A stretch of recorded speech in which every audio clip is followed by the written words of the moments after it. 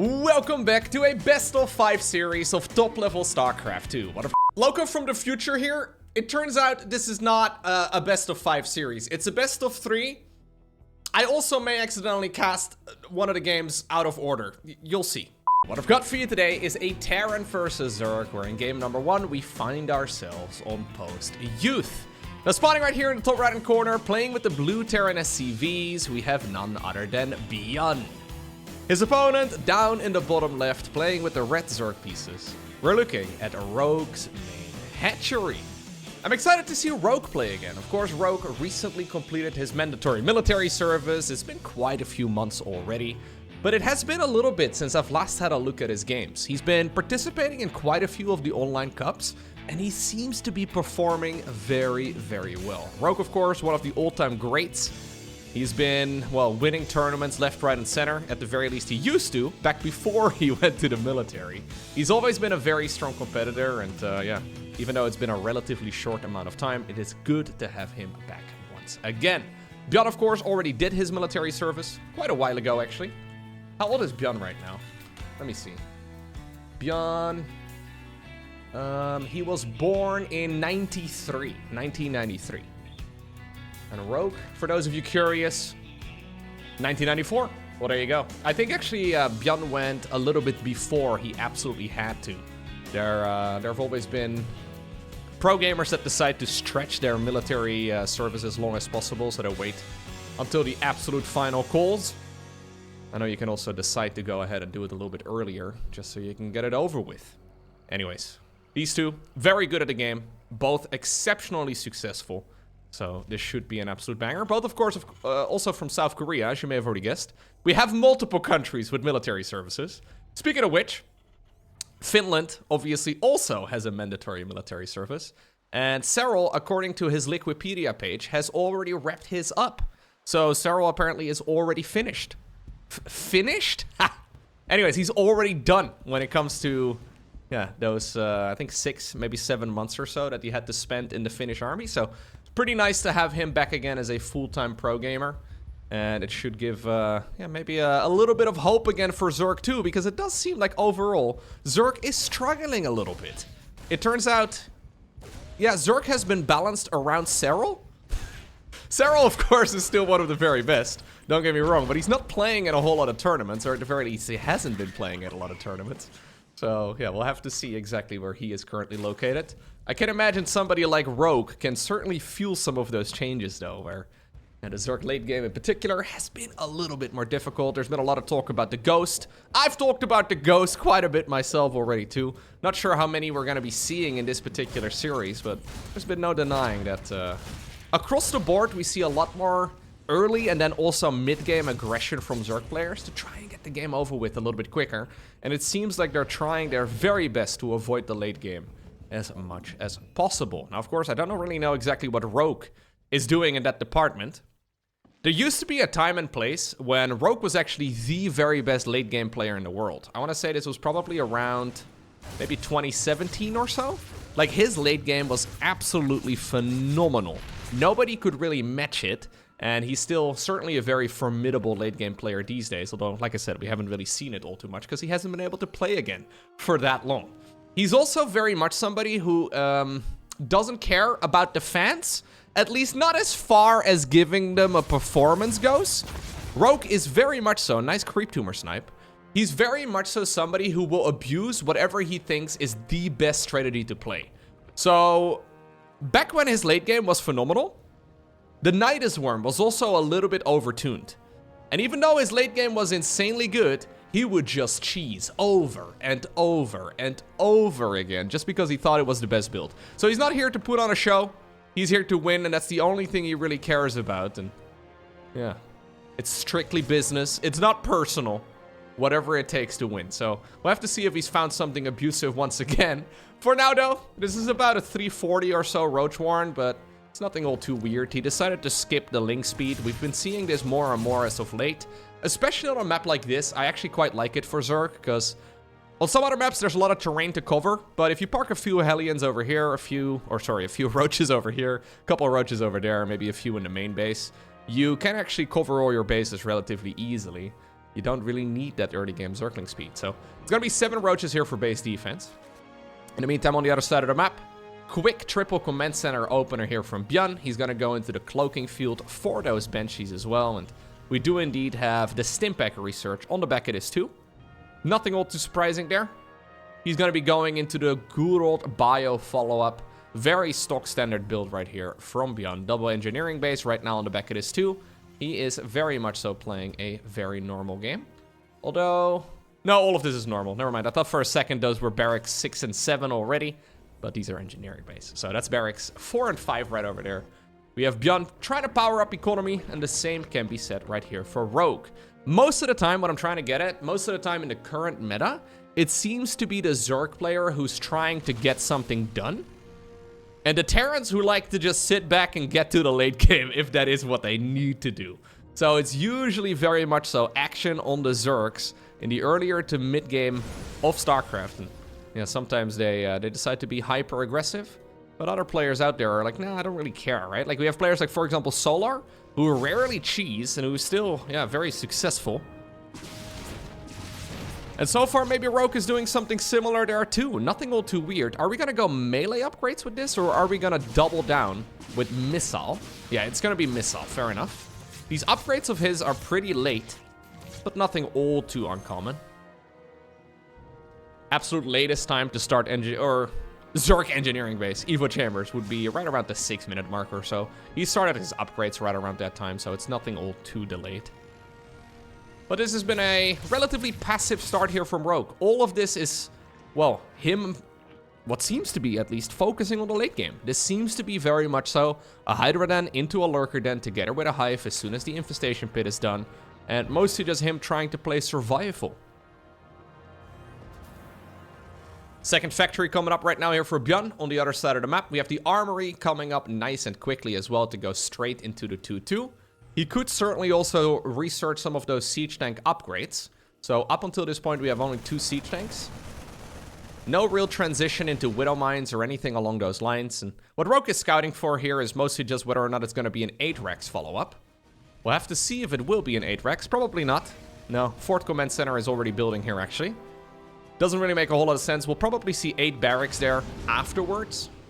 So he'll probably build barracks 6, 7, and 8, and then shortly after that also a Ghost Academy to get everybody's beloved unit out. Yay!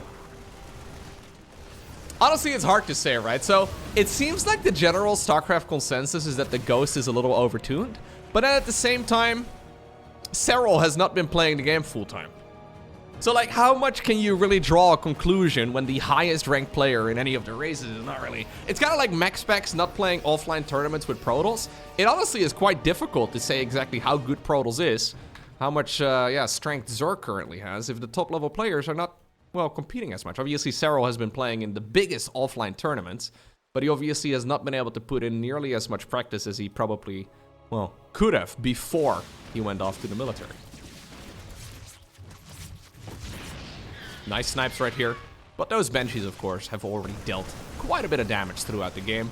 Nothing all too crazy, but the age for the Banshee was over. Okay. There's the Ghost Academy, and there is indeed Barracks 6, 7, and 8. ByuN not doing that thing that we've been seeing him do every once in a while, where he just skips the Ghost Academy for absolutely no apparent reason at all. We've been seeing him do just a whole lot of Marine Marauder Medevac instead, where he seems to refuse going into Ghosts. I think that's a really bad way to play. Maybe the Ghost is a little overtuned, sure, but it's also an absolute necessity. Pretty much impossible to win the game without it. But ByuN has been trying in some of the instances where he's just refusing to get all of it done.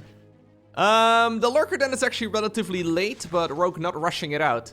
This is by no means a setup where Rogue is going to be able to end the game anytime soon, but it's also not really one where he's going to be taking a whole lot of damage, I don't think. He shouldn't really be dying to any big attack from the Terran.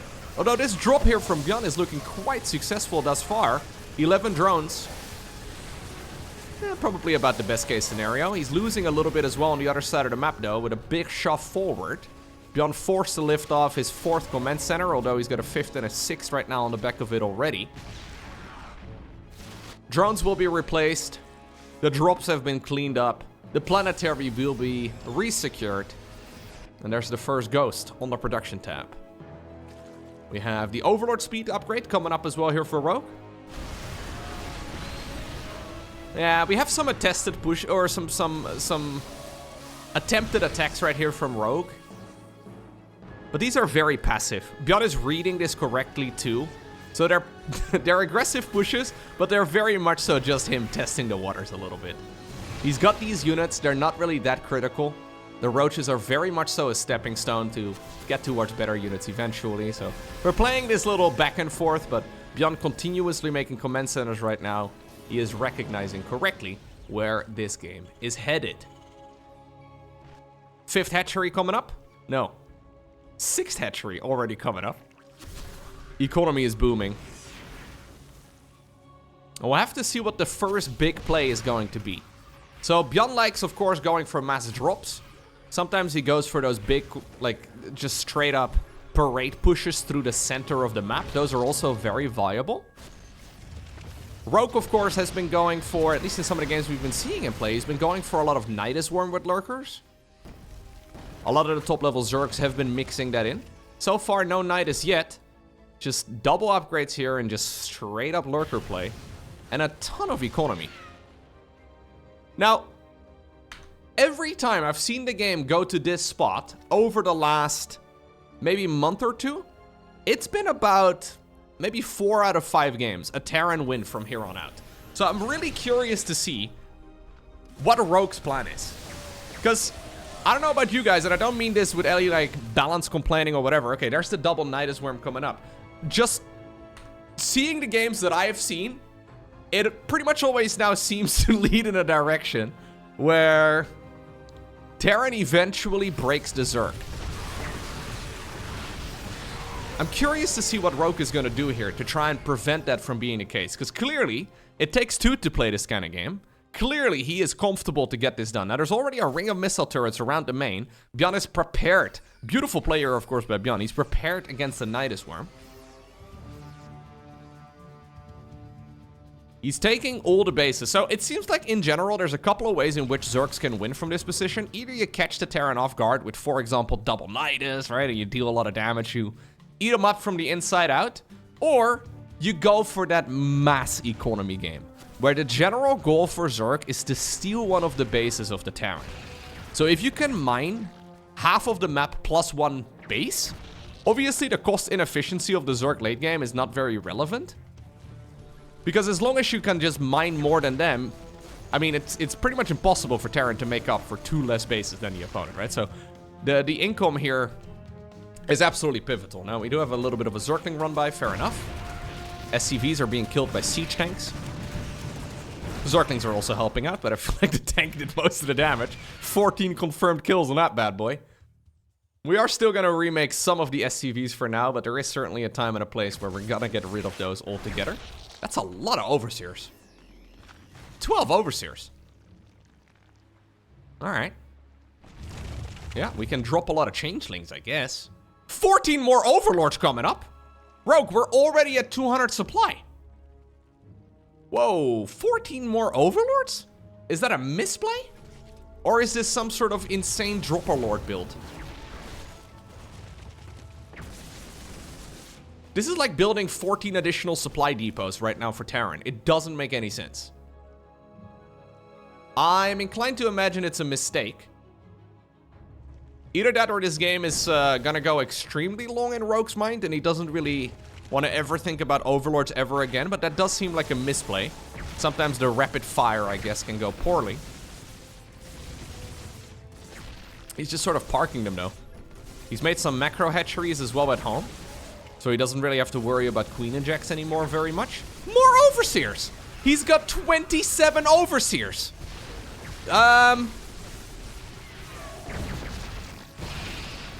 Alright, anyways, I don't know what 27 Overseers are going to do for him that 2 wouldn't already achieve.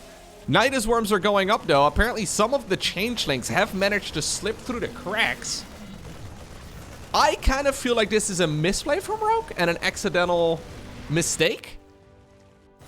Luckily, this is a best of 5, so we can see if there's another game that goes long, whether or not that was the plan. But this is an absolute Overseer army. 27 Overseers. That's as many as he's got Zerglings.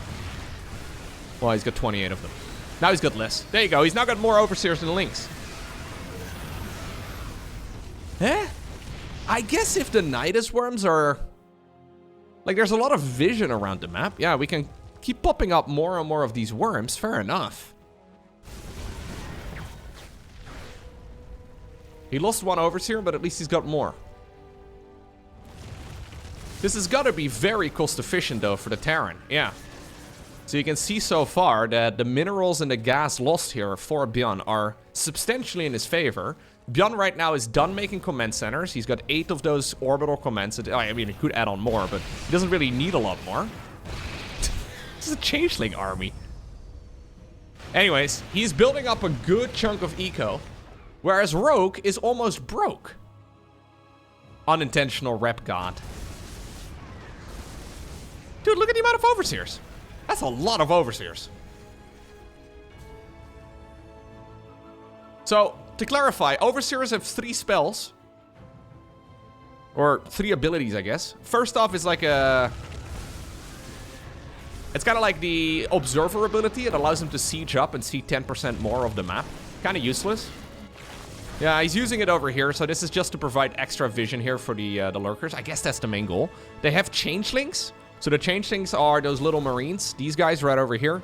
They pop into a fake marine. It's impossible for ByuN to easily tell, but he is gonna try and get rid of some of them, I guess, here. Yeah, that's nice.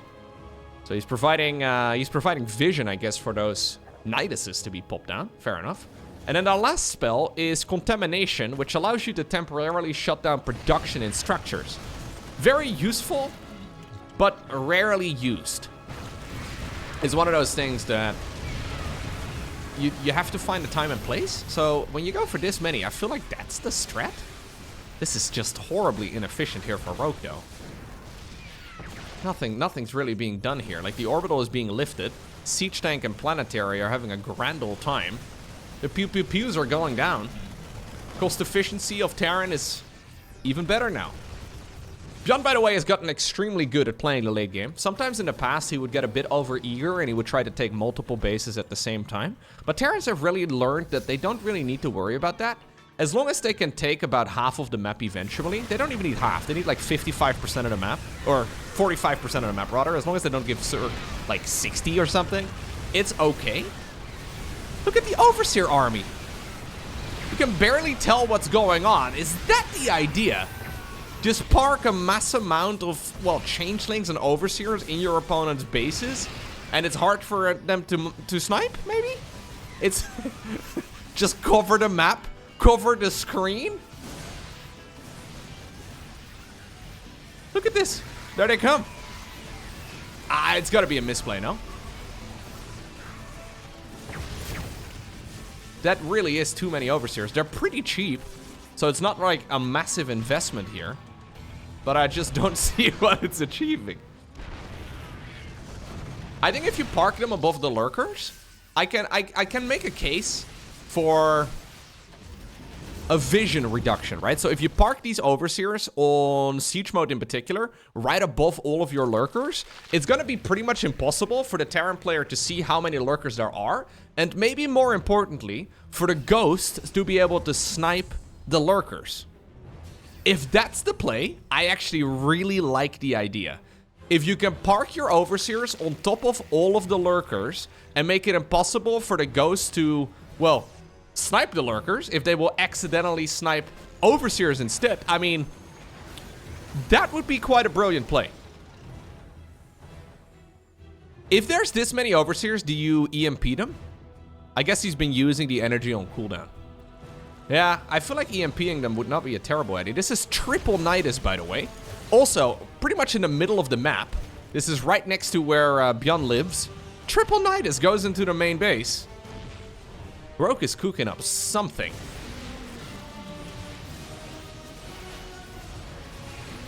Now, I don't know if I like what he's cooking up. It kind of feels like he went to the grocery store and he just got whatever vegetable was on discount and whatever else was. He just throws it all together in one big pot. Like, it can technically work,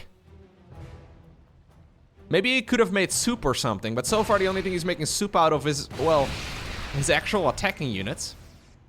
Very ineffective trait so far. More overlords. We have 7 more overlords coming up. If we morph these additional overlords, he's making another overseer. Wait. He's turned every single overlord, pretty much every single overlord that he's got, into an overseer. Look at this. I have never seen an overseer army before. Overseers with triple Nidus. Huh.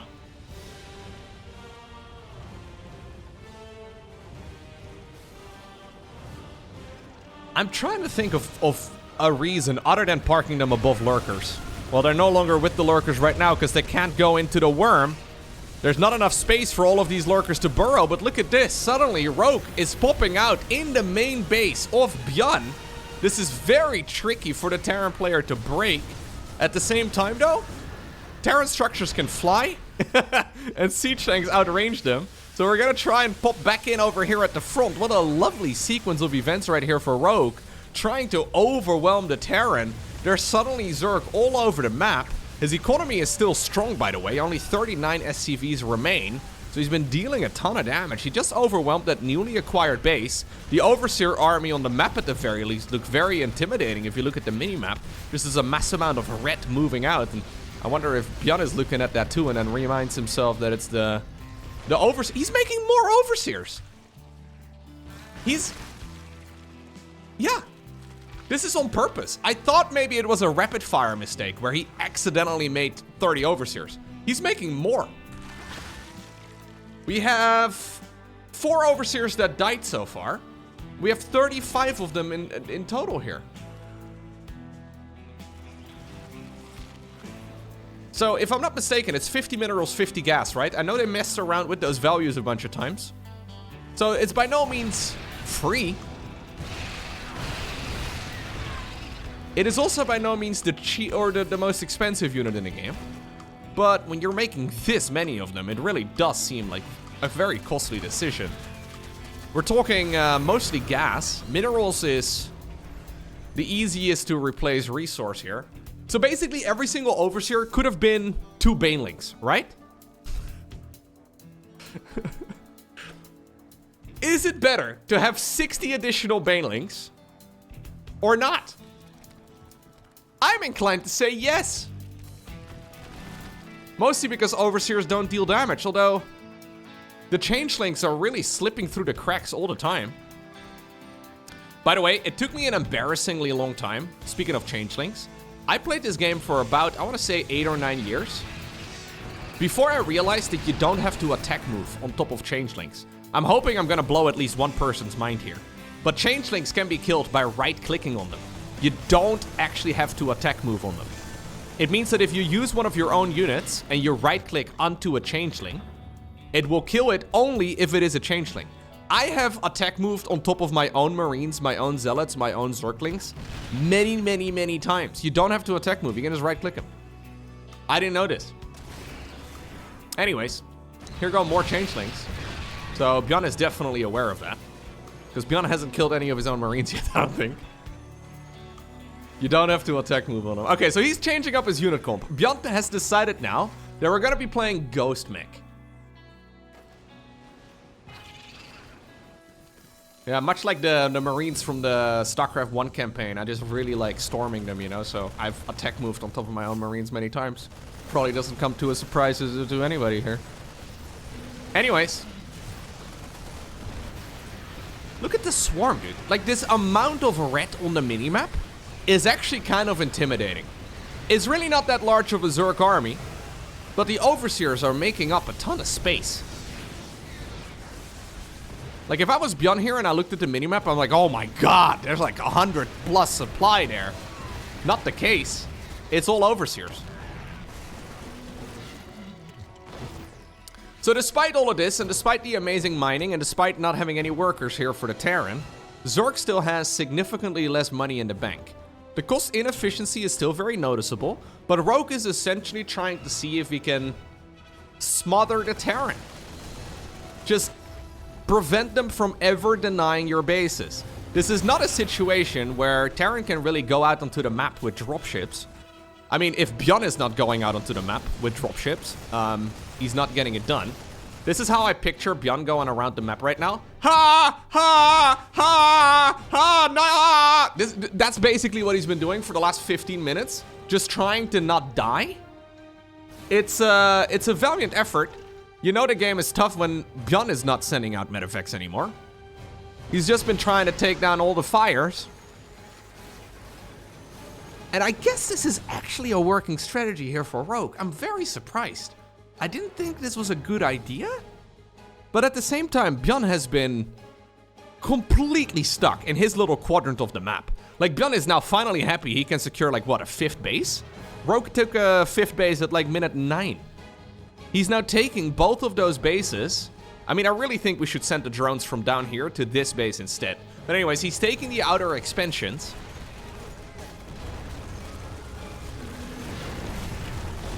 What a cool way to play. Now, one little asterisk here. If the game goes on very long, generally speaking, Zerg switches to Infestor Broodlord. The idea is that Infestor Broodlord has a lot more staying power and a lot more fighting potential. Lurkers, Zerglings, Hydras, Banelings, they need to be replaced. And I don't think Rogue can afford an easy transition towards Broodlords and Infestors at this point. You really need to have like a gas bank that is substantially bigger than this. And a lot of that gas bank is, well, Overseers. Feels weird to say, but his gas bank has been Overseers. So, I don't think that's the play. He is just gonna continue onwards with what he's got right now. And he's doing... yeah, he's just doing more of the same. I don't think he's really gonna be making any transition away.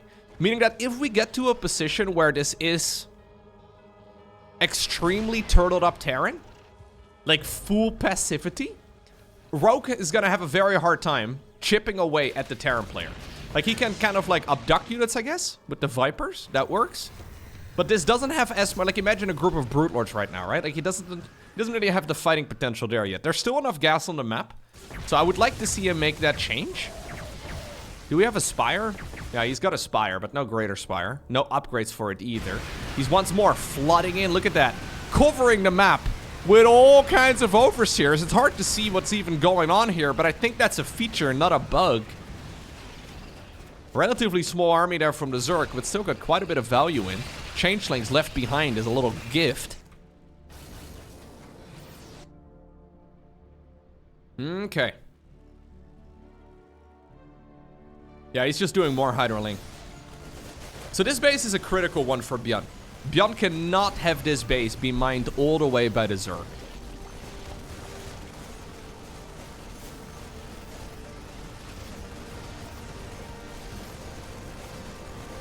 So this expansion going down is big. Sorry, Marauder. There was no room for you in the plane. More changelings. I wish we had a changeling kill count. Is that a thing? Can we see the changeling kill count anywhere? It's not something I've ever paid attention to, but no, that data is apparently not recorded. I guess it's because it's free. It doesn't, like, it's like a spell, right? You don't see the amount of, I don't know, Psy Storms or EMPs used. My god, what a style here from Rogue. I gotta say, I don't know if it's good, but it's also too early to really pass judgment.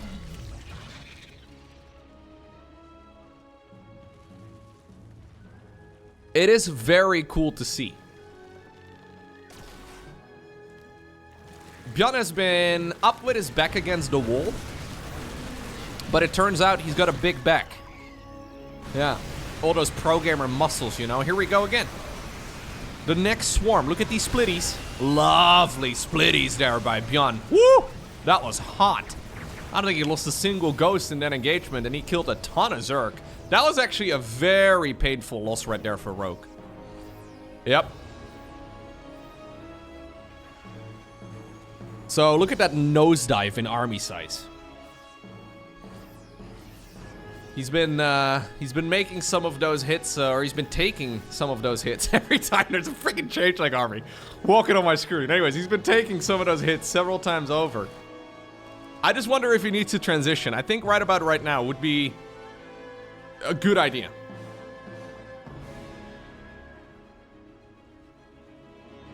Maybe you should take this base. Yeah, I think he should have taken this base a while ago.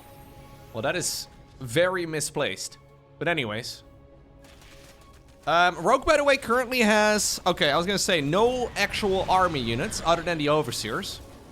Couple Zerglings and stuff, but he's remaxing with Ultralisks again. And when I say remaxing, the 27 larvae available, he's not actually maxing at all.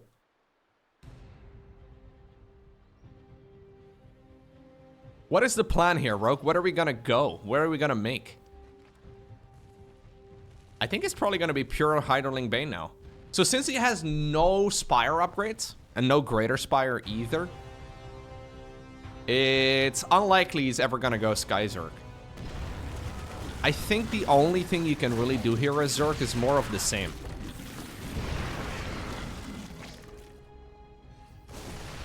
This is one hell of an army though here from ByuN. He has the potential to do more mech. How many factories do we have? We only have 2. He did go for the Blue Flame upgrade. I wouldn't mind maybe seeing another... Well, maybe when he's remaxed again. I wouldn't mind... Who's making SCVs? That's funny. We rarely see Terrans making SCVs at this stage in the game, but fair enough. I wouldn't mind seeing maybe another factory or 2 going down. But he's not actually that rich anymore. I would like to maybe see like 2 infestors here for Rogue. Like 2 or 3 infestors only. Don't really need that much. This is nice though. Yeah, all the other late game units that Zerg can make are, I don't think, a good option. I think the time for the Lurker has passed. There's too many ghosts out now. Okay, he's agreeing with me. He's making 8 infestors. Yeah, I don't think Lurkers are a good idea anymore. I think Brute Lords are pretty trash here. And I also think Ultras are not a good choice. But Hydroling Bane with Spellcaster for support does hit like a truck. And you always have that potential, right, to switch back into Lurkers. Always scary for Taran if they accidentally lose some of the ghosts. So Hydroling Bane is one of the few unit compositions that ghosts aren't very good against. When they lose the ghosts, then suddenly Lurkers are back on the menu.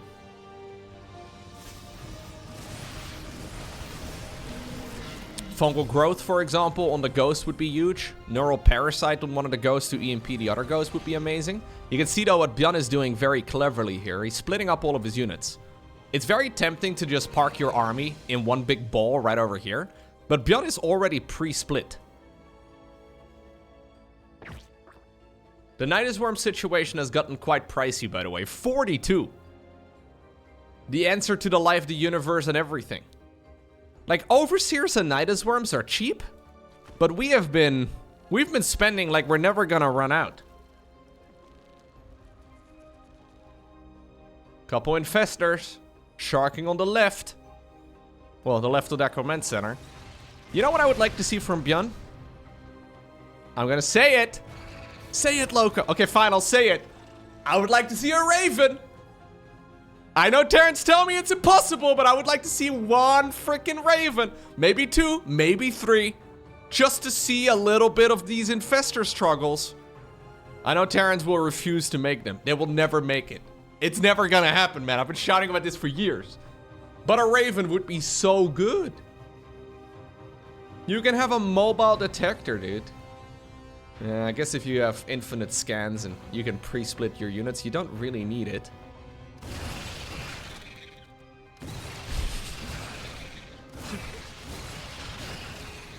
This is so much effort, dude. He has to click every single one of these guys individually. It's like a little mini game inside of the game. Finally, that gas over there got taken care of too. Both players are once more maxed out.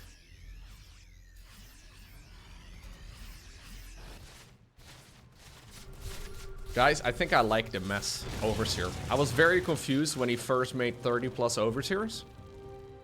But I don't think we've really reached the maximum usefulness of them.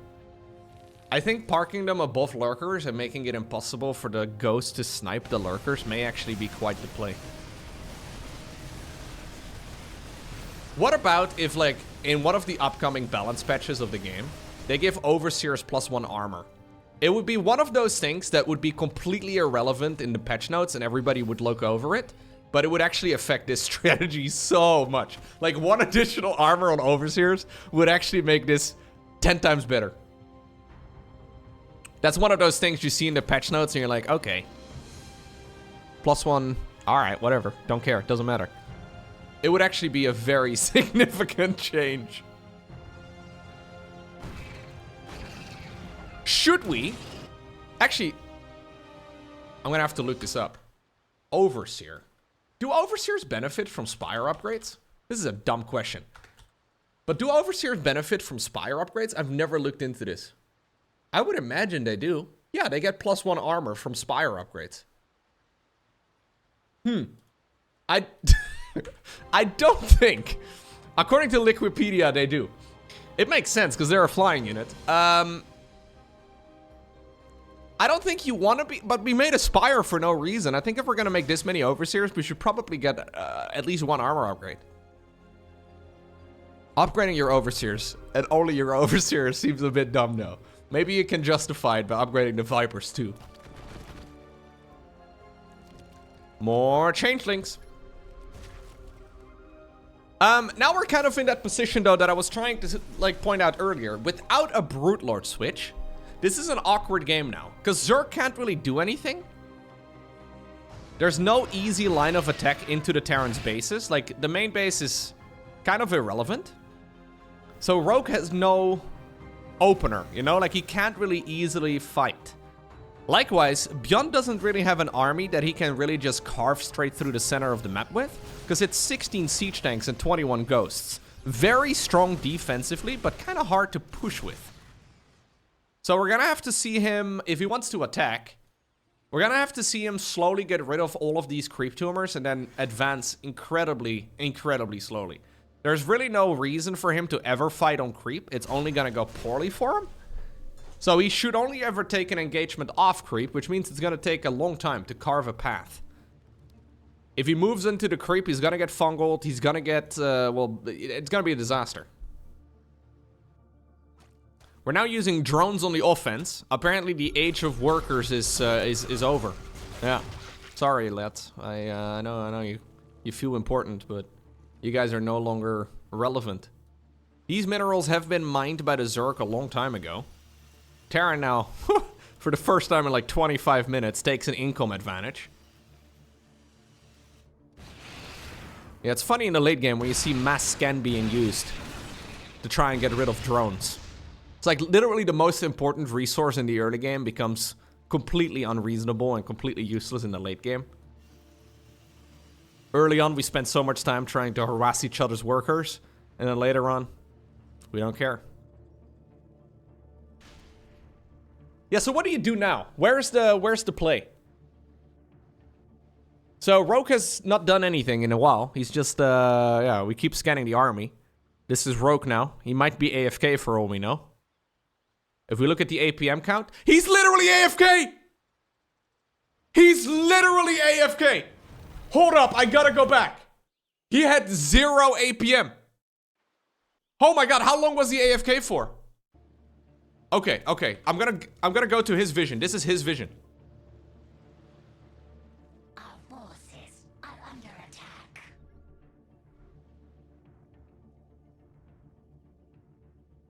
He's gone. He's actually AFK. He's not doing anything. Mineral field depleted. This is when you alt tap out and you open up another YouTube video on your second monitor or whatever. Quick little bathroom break. He was literally not doing anything there. Under attack. Is this Bronze League or the absolute highest level of Grandmaster? Sometimes the differences are not that easy to tell. Incredible. Sometimes you need a little bit of a mental break. We're now scanning to drop a mule and steal the last minerals here. He's staggering the landing so he can get the maximum value. There is no maximum value here, but we are dropping them one at a time. One more! Yep, that's the mineral field mined out.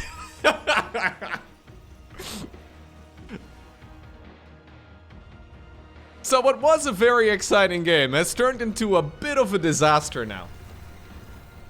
Because neither player wants to do anything. I don't see why Rogue would want to attack. Because this is, look at this position. Without Brute Lords, nothing. But without upgrades, he can't really play Brute Lords. There's nothing he can do here. He has no proper siege weapon. Technically, you could make an argument for Swarm Host, but obviously horribly inefficient.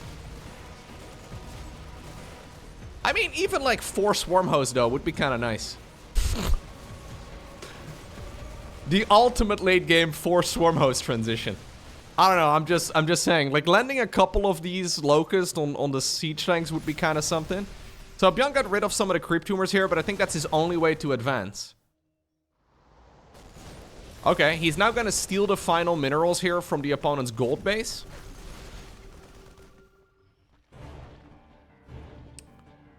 There is a stalemate detection in StarCraft 2. In case you're unfamiliar, if nothing is killed and nothing is done for a certain amount of time, there is an automated stalemate detector. And it will basically give you a clock that runs down from, I think, like 10 minutes all the way down to 0, or 5 minutes all the way down to 0, or whatever. And then when you reach 0, it will actually give you tight in the middle of the screen. Now, at the pro level, we never get to that point, because pro gamers have better things to do, and they will just have a gentleman's agreement instead. A little different. I don't know if killing changelings counts for the stalemate detector?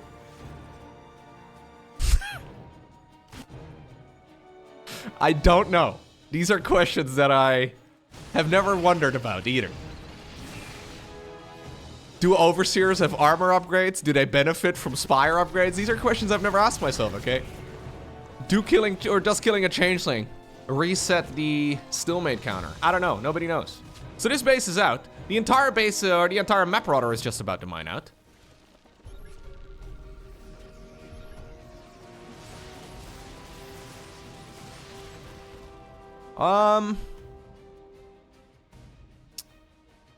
I think in a very weird world, with both players being maxed out and both players having a ton of money in the bank, that this is one of those very uncommon situations where both players benefit from not attacking. And Blizzard has actively tried for like a decade to make those situations pretty much impossible.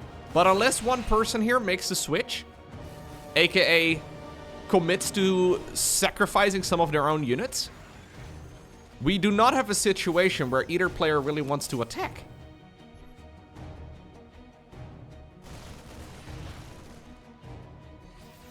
And that can result in one of the strangest draws I would have ever seen.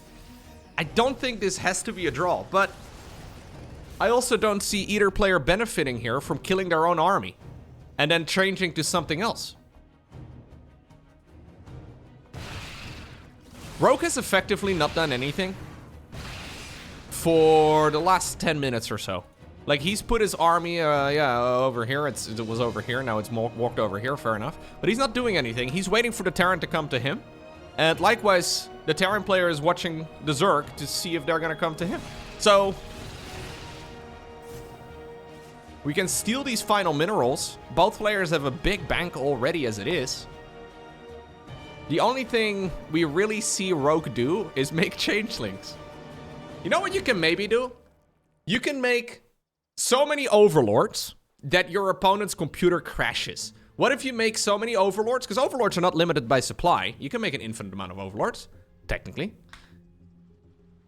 You could make so many overseers, save up all the energy. If you then rapid fire about 150 or so overlords to all drop 4 changelings in one go, can you crash the opponent's computer? That might be the win condition Rogue is looking for right now. I don't think it's a very good win condition, don't get me wrong. The opponent disconnecting would be one of the worst ways to do it, but we would have to find out which of these two players has a better computer. And considering this is a game from 2010, I don't think it's a very viable strat.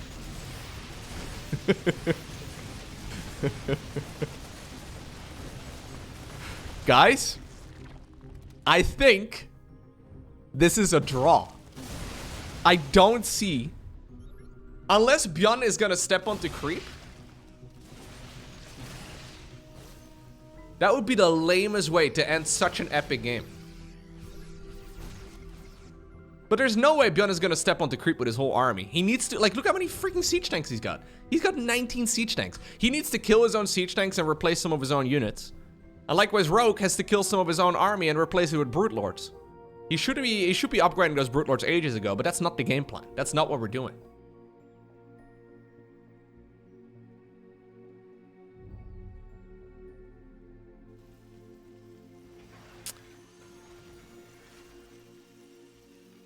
Yeah.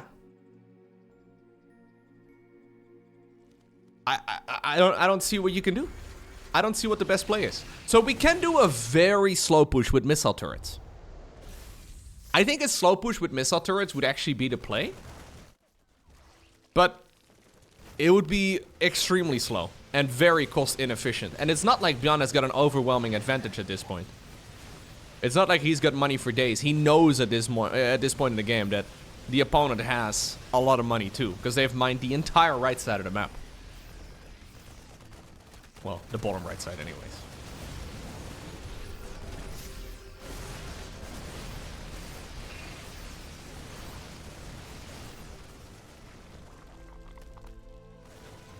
Okay. I like how Rogue hasn't even tried mining those final minerals. He just does not care. This is Rogue in a nutshell, man. He's got his win condition. He decided on his win condition a long time ago. And we are not deviating from the plan.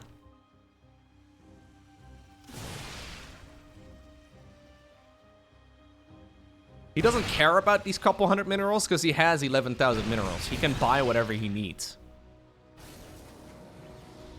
Rogue does not have the billionaire's mindset, okay? He's already a billionaire. He doesn't need a second billion. We have 131 larvae, so any army can be produced. Terran, likewise, still only on 2 factories. That surprises me a little bit. It takes quite a long time for Taran to remax off of this many production structures. You can easily go up to like 11 or so barracks here, but obviously not super important. ByuN is doing the slowest of slow pushes. Can ByuN push his opponent into a corner of the map? Is that possible?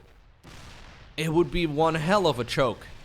I don't see how he would, like...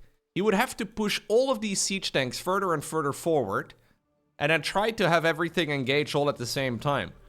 In theory, I guess you can get the Terrans or the Zerg units stuck over here, or maybe over here?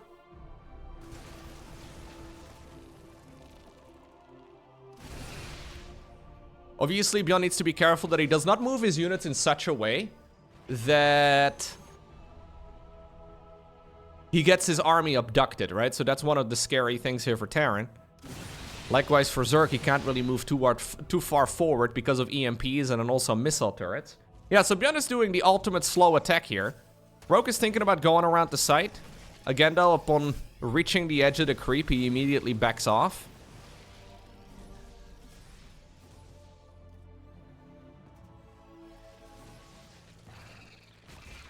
Okay. I feel like this is now going to be a game as to who can be more patient.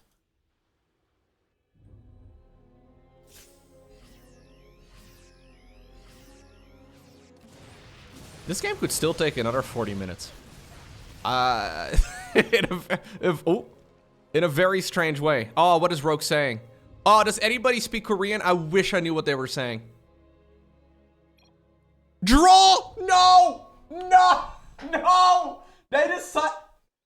They actually decided on a draw. Apparently, Rogue says, ByuN, if you're not gonna come, let's not waste time. Let's just do another game. And then ByuN responds saying, haha, shall we?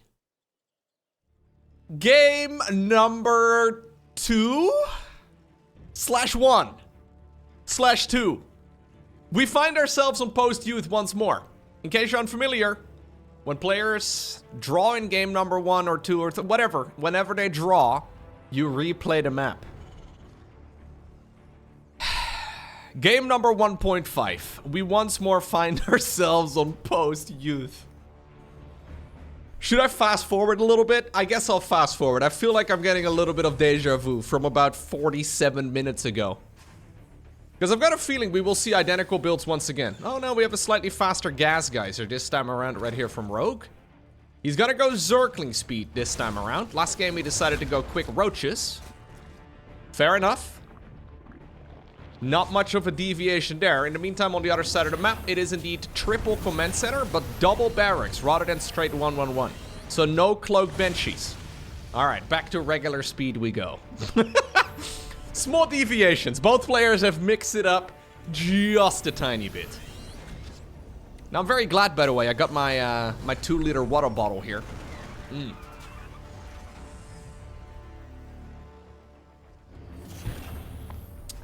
Comes in handy. Nearly an hour into this cast, and the score is 0-0. I have casted best of 7s that took less time than this. How long was the World Championship Grand Finals this year? A match for $450,000. First place. Anyways, I think the entire finals was less than this. Now, we've had one draw, yes. What if, hypothetically speaking, we have a second draw? I guess we replay. We could replay again. We could replay again and again and again and again. Until one player inevitably falls asleep. Yeah, maybe the internet disconnects. There was a tournament finals a couple weeks ago. As we do have a bit of a marine attack, by the way. Just a good old marine drop here from ByuN. Let's see what he can do. I will tell my silly story after that. I don't think the marine's gonna achieve too much. Nah, plenty of Zerglings available. One queen goes down, but that's about it. So there was a tournament finals relatively recently, within the last month, where it was Dark playing in the finals and then going up against, I think, a Terran player. I don't remember exactly who. Anyways, apparently Dark was having connectivity issues when the series was 1-0. And apparently they tried rehosting the game a couple of times, but his computer kept lagging out. So apparently they gave the man quite a bit of time to go over to an internet cafe, to set up at the internet cafe, and then to play from that place instead. Turns out the internet cafe also had issues with the internet. So they didn't play the finals at all. Even more anticlimactic than game number 1 of this series. Imagine you play the entire tournament, and then you can't play the finals. Because the internet decides, no. No. Anyway, some nice movement here by ByuN. ByuN already more aggressive than he has been in the entirety of game number 1, so that's kind of nice. I mean, game number 0.5. I mean. 4th command center starting up right after the 2nd factory. Yeah, Korea has insanely good internet. In case you're unfamiliar, Korea's internet is considered to be absolute best in class. So, I guess they're not used to having any internet outages. Likewise, I haven't had, knock on wood, I haven't had internet outages in many years myself. But, yeah, I guess sometimes those sort of things happen. So Rogue mixing it up quite a bit here, by the way. At least as far as his opening goes. He's skipping roaches altogether. He also does not yet have a Hydra then. But he is going to go into quick infestation pit and then also double upgrades. This is looking to me like an Ultralisk build. Ling Bane into Ultralisks. In the meantime, on the other side of the map, ByuN is going into barracks 6, 7, and 8 after the 4th command center. And we have a Widowmine transition instead. So ByuN not playing against Hydras this time around. Means he doesn't really want to play, well, apparently too many siege tanks. So let's see. I wonder if we're once more going to be seeing a load of Overseers. This is not really a build for Zerg where usually you need a lot of Overseers. But then again, what do I know? This looks like he is going to go straight 3-3, straight Adrenal Glands, straight Chitinous Plating Ultralisk Cavern. But only time will tell. So he could have made a couple Swarm Hosts in that previous game. He could have made a transition towards Brute Lords as well. Rogue there putting the blame on Taran. I don't really know if it's entirely fair. He could have made a transition, you know? He just refused. I think that's a little bit of late game frustration as well coming out of Zergs. He just didn't want to play that style, so he didn't want to play the game at all. Fair enough. Honestly, maybe from that position, the best you can hope for as Zerg is a draw. Yeah. Anyways, I guess we will never know. It's weird, though, to see two players stepping out, as we do have an Ultra Cavern coming up. But it is weird to see both players stepping out with, like, what? I think Rogue had, like, 15,000 resources in the bank, and ByuN not much less than that. Fully maxed out. That's probably the first time I've seen that. At least in a very long time. Okay, Banelings splitting themselves off from the main pack, and they do blow up a lot of the workers at that gold. Nicely done right there by Rogue. Who really is, once more, a bit of a macro monster, man. He's playing some really nice StarCraft. I mean, I've fanboyed over ByuN many times over the last couple of weeks because he's been very good and he seems to be getting better. But it's nice to see, it's nice to see Rogue. When he first came back, he was maybe struggling a little bit. But it's nice to see him once more performing at a very high level. This is a bit of a slippery game right now, though, for the Zerg player. Like, yeah, he's made a lot of Banelings, and yeah, he's got some value. But now he can't afford the +3/+3 upgrades very easily. And he can also not really afford chitinous plating as quickly as he would have liked. Whereas in the meantime, on the other side of the map, we have ByuN now going into 3-3 nice and quickly. Wonderful movement here by ByuN. Really keeping his opponent in check. Dancing on the edge of creep. Making it difficult here to really achieve much.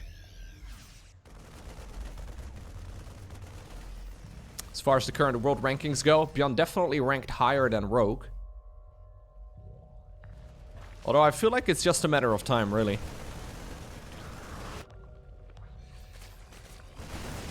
Okay. Going in once more. Yeah, they're dancing on the edge of creep. I feel like Rogue is somebody who's really good at the beginning of a new map pool and then also at like the beginning of a new balance patch and stuff. Like he's really good at finding the new abusive strategies. Obviously, he's still phenomenal in these type of games too, but just not the best time to be a Zerg pro, I guess. At least not against the top tier Terrans. Ghost Academy coming up. But I wouldn't be surprised if like we have a little bit of like a reset, right? Like say we get a new map pool, a new balance patch. When we do have like a bit of a leveling of the playing field again, I wouldn't be surprised if Rogue is going to be basically at the same level as ByuN. Maybe he's already there. So 3-3 is just about to finish up.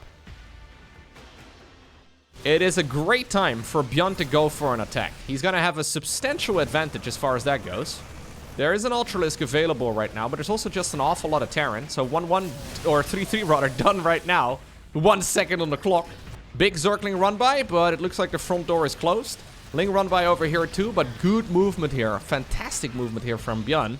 Making it hard for the Zerg to really get much in. Although with Adrenal Glands, yeah, those Zerglings still will be able to get into the main base pretty easily. No triple Nidus Worm shenanigans this time around. 13 drones on the production tab too. We do have a Spire once more. Okay, that's loads of SCVs going down. Quite a few of the Zerglings will not be able to make their way home. Although there are some of them burrowed. Fight over here on the left side is going to snipe a bunch of the queens. Zergling, Baneling, Ultra coming in clutch as well with the gold base once more. Lovely movement here from Rogue, but he did just now spend his piggy bank. He doesn't have a lot of money anymore. He does still have a lot of economy. I feel like those drones he made were maybe a little bit greedy, to be honest, because this is now going to trigger what is essentially an all-in here from ByuN. Yes, he's got a good army, but does he have a good enough army? We're gonna land a mule? He's hold positioning the mule to block the Ultralisks. Oh, that's dirty. Ultras are already one of the dumbest units as far as pathing goes. But that one mule just now prevented those Ultras from ever entering. Oh, that is so good. I love that. Ay, ay, ay, ay, ay. ByuN. You absolute madman. That was brilliant. I love that. Filthy, disgusting, but I loved it anyways. Oh, GG. Alrighty.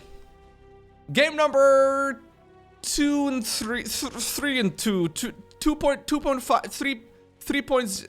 Anyways, game next. We find ourselves on site Delta. What a player right there from ByuN, though. I thought he was BMing the opponent for a little bit, right? A little bit of bad mannering. And then I thought, nah, he meant to drop a scan here instead, because the hotkey for scan and mule are right next to each other, so maybe he meant to scan the opponent instead of accidentally. No, it was on purpose. That was on purpose. He actually predicted the movement right there from the Ultralisks, and, well, it turned out the intentional mule drop was very, very clever there. I mean, I think he could have taken the Ultras down regardless, but when you have some APM to spare, it is really nice to see. One hell of a play right there from ByuN. Okay, so next up we are on site Delta, another big macro map. Do we go to a draw again and then replay it? I doubt it. No, I don't think so. It's going to be a hatchery into a spawning pool, into a gas geyser, into a spawning pool. So this will unlikely be quick roach play again from Rogue. He seems to favor going later gas geysers when he skips the early game link speed.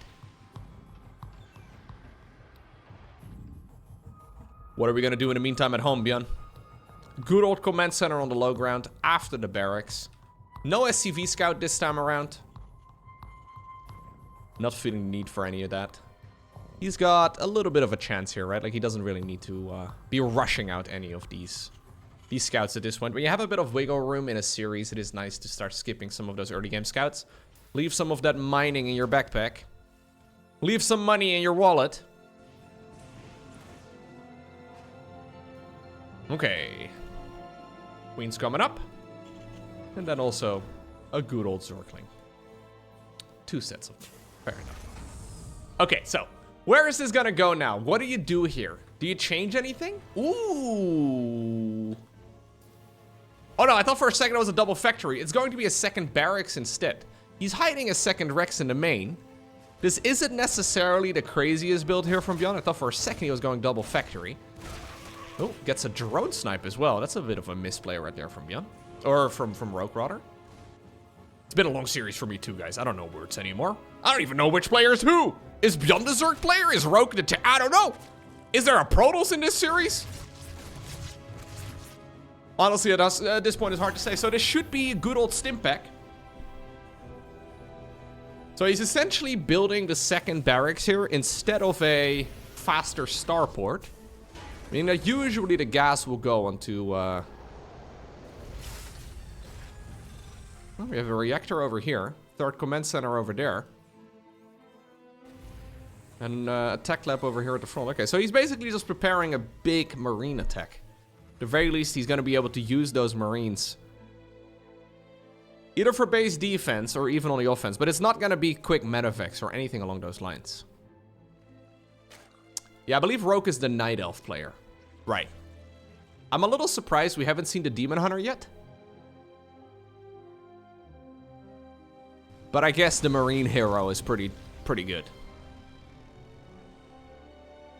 Mana burn against Marines would be one hell of a play, though. Anyways. So this is looking to Rogue right now as a very normal opener. He doesn't realize that there is a second barracks on the back of this right now. It's not necessarily a very committed attack here from ByuN, but it is certainly something that can catch the Zerg player off guard. Because it's going to suddenly hit with more Marines than you're really used to. So in general right now, there would be a little bit of Marine production, but not already 3 at once. And the Stimpak obviously is also quite early.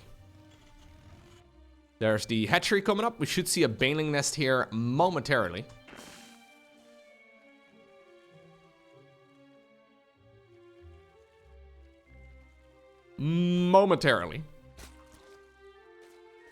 Rogue, we need it right about right now.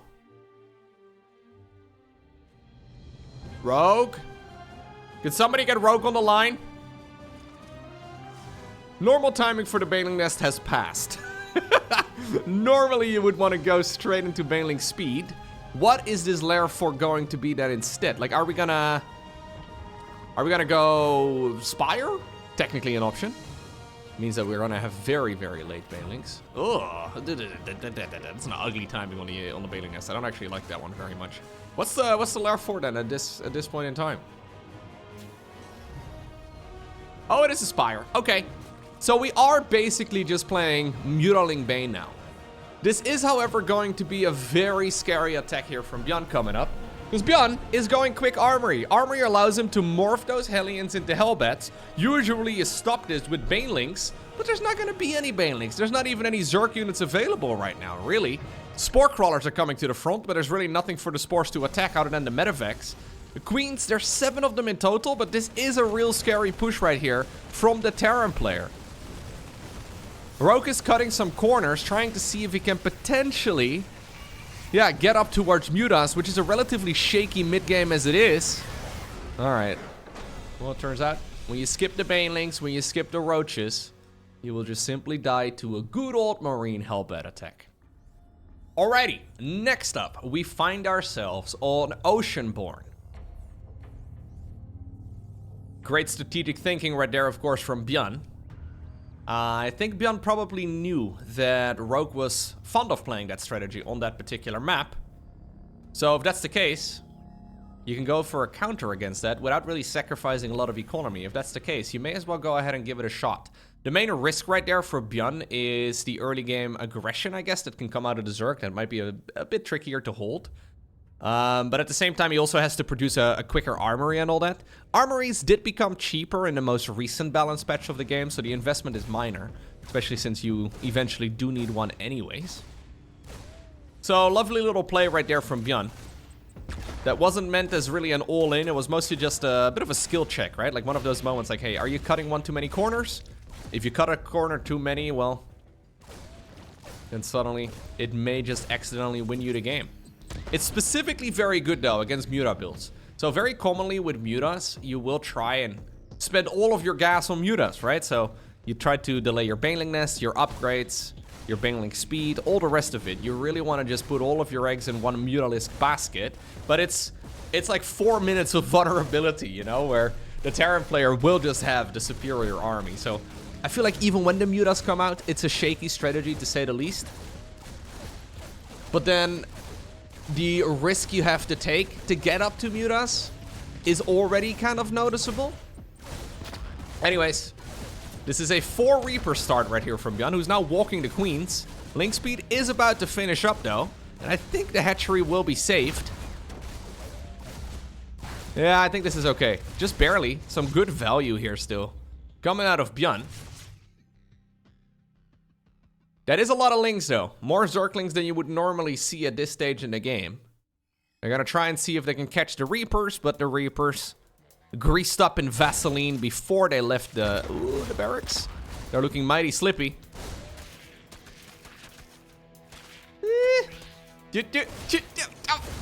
Depot is down. Depot is down. Hey, he got him. He got him in the end. Okay.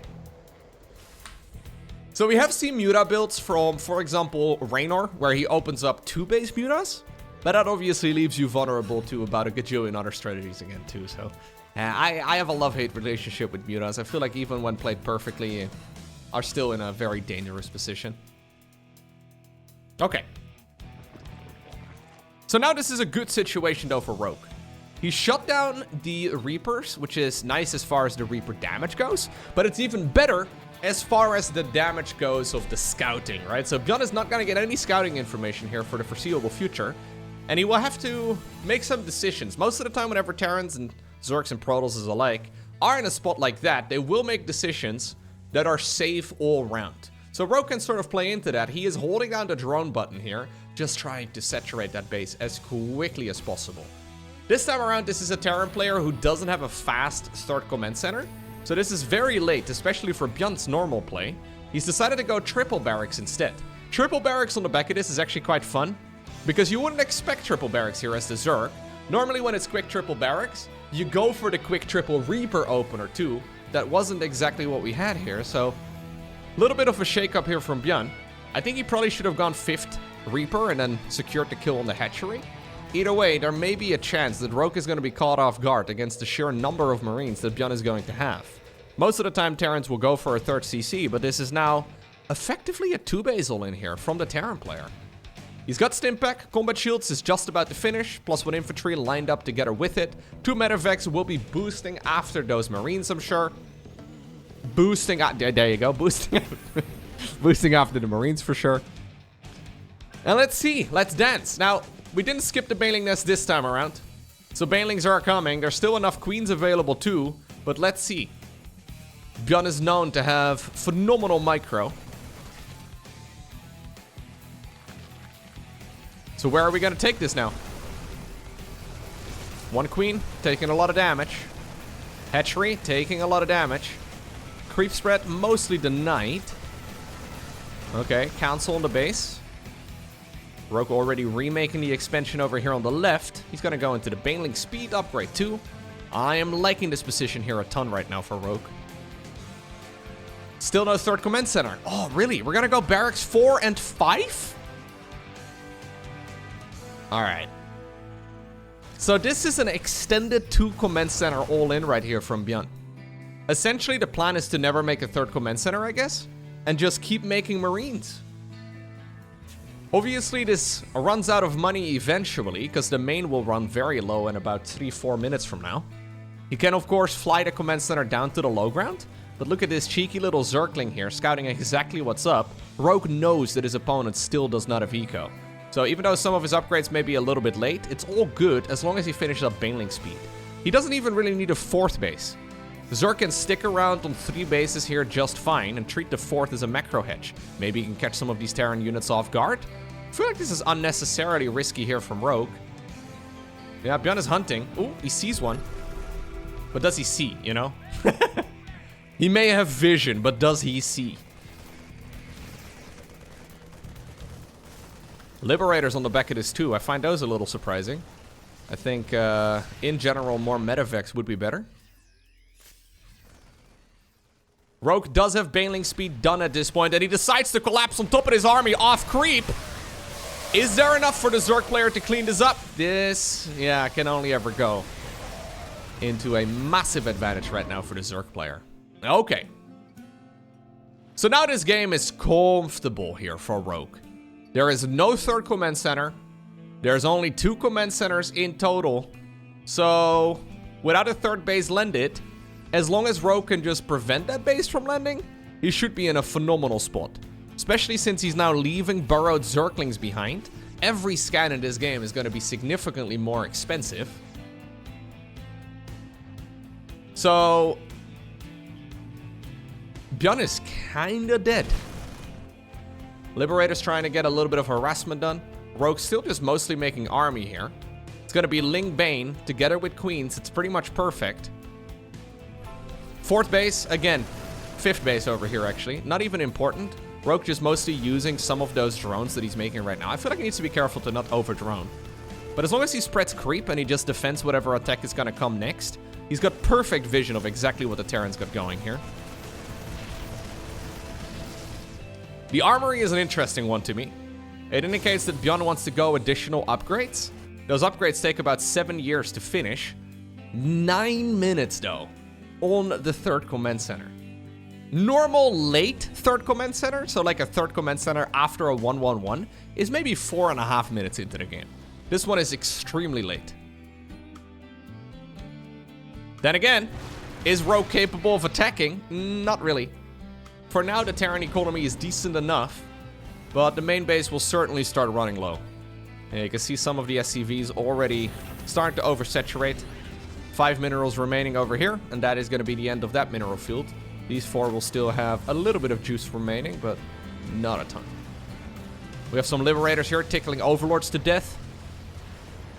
It's kind of like sentries trying to kill anything.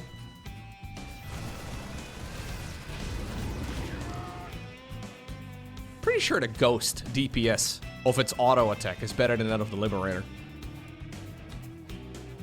Long distance mining on one of those, one of those mineral lines here.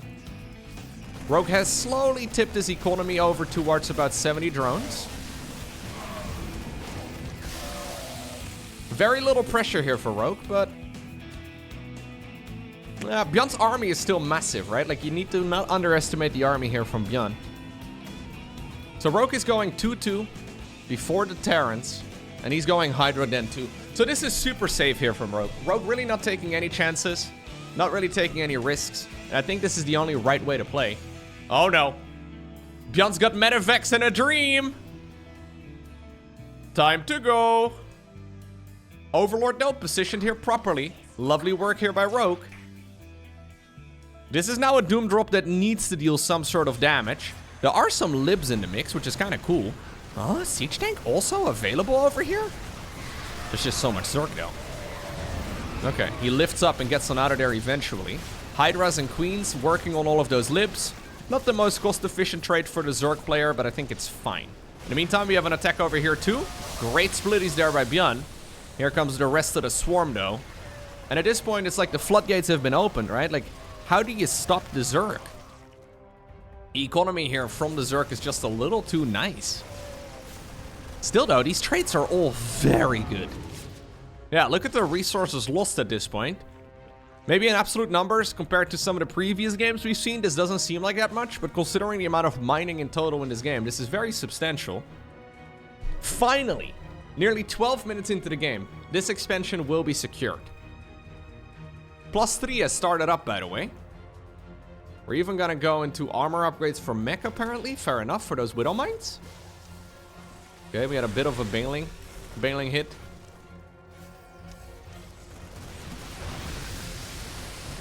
Lovely splits there, once more. Matter of fact, Doom drop, number 7, heading into the main base.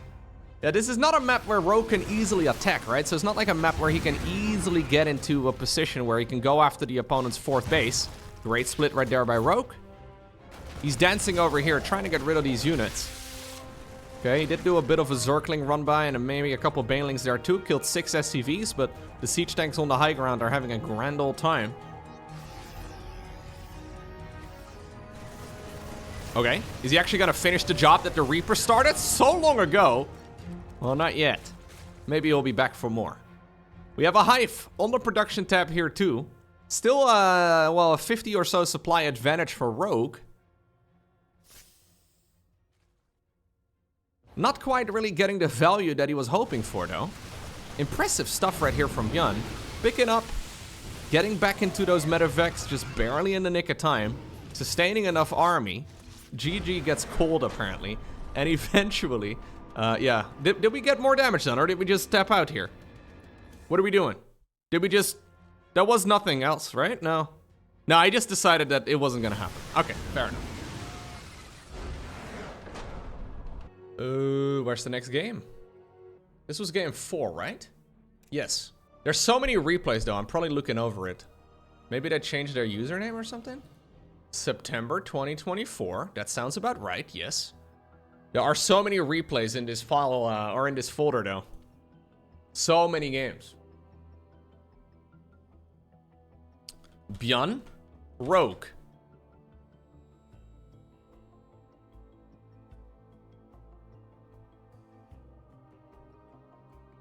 I cast him out of order. It was a best of 3.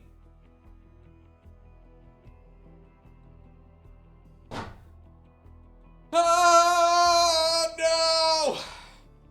Oh, I am so dumb. I thought this entire time. So I've been sitting here looking for the next game in the replay pack. I assumed this was the best of 5 they played in the Warty Summer Bash. But this was not the best of 5 they played in this Warty Summer Bash. Apparently this was a best of 3 series, where this over here is game number 1. No, this over here is game number 1. This over here is game number 2. Oceanborn was game number 3, and then Site Delta was game number 4. It's ByuN. It's ByuN who wins the best of 4 2-1. Yes. Aye, aye, aye. Professional commentator alert. Hi YouTube. Chat here. This handsome gentleman on stream is Lowko. We apologize on behalf of our professional streamer as these games were casted out of order. Don't think about it too much and enjoyed the video. Like, share, and subscribe.